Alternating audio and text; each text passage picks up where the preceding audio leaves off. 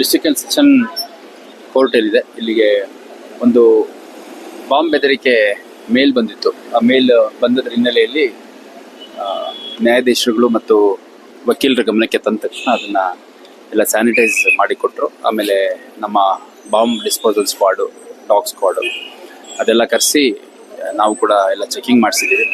Checking ಮಾಡಿಸಿ ಯಾವುದೇ ಆ ಥರದ ಅಂಶಗಳು ಕಂಡು ಬಂದಿಲ್ಲ ಅನ್ನೋದ್ರ ಹಿನ್ನೆಲೆಯಲ್ಲಿ ಕೋರ್ಟ್ ರೆಸ್ಯೂಮ್ ಮಾಡೋದಕ್ಕೆ ಕ್ರಮ ಕೈಗೊಳ್ತಾ ಇದ್ದಾರೆ.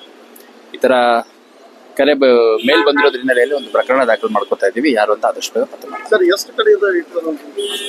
ಅಲ್ಲ, ಅವ್ರ ಮೇಲಲ್ಲಿ ಭಾಳಷ್ಟು ಕಡೆ ಇಟ್ಟಿದ್ದೀವಿ ಅಂತ ಹೇಳಿದ್ದಾರೆ. ಇವಾಗ ನಮಗೆ ಧಾರವಾಡ ಡಿಸ್ಟ್ರಿಕ್ಟ್ ಕೋರ್ಟು ಮತ್ತು ಅದೇ ರೀತಿ ಹೈಕೋರ್ಟ್ಗೂ ಕೂಡ ಇದೇ ರೀತಿ ಒಂದು ಮೇಲ್ ಬಂದಿದೆ ಅನ್ನೋದು ತಿಳಿದು ಬಂದಿದೆ. ಅದೇ ರೀತಿ ಶಿವಮೊಗ್ಗ, ರಾಮನಗರ ಅಲ್ಲೆಲ್ಲ ಇದೇ ಥರ ಮೇಲ್ಸ್ ಹೋಗಿದೆ ಅಂತಂದು ಪರಿಶೀಲನೆ ಮಾಡ್ತೀವಿ. ಪ್ರಕರಣ ದಾಖಲು ಮಾಡ್ಕೊಂಡು ಯಾರು ಈ ಒಂದು ಕೃತ್ಯ ಮಾಡಿದ್ದಾರೆ ಅನ್ನೋದು ಇನ್ನು ಸಿಕ್ಕಿಲ್ಲ, ತನಿಖೆ ನಡೀತಾ ಇದೆ. ಕ್ಷಣ ಕ್ಷಣದ ಮಾಹಿತಿಗಾಗಿ ನೋಡ್ತಾ ಇರಿ ನೇಷನ್ ನ್ಯೂಸ್. ಕಾಮೆಂಟ್ ಮಾಡಿ, ಲೈಕ್ ಮತ್ತು ಶೇರ್ ಮಾಡಿ.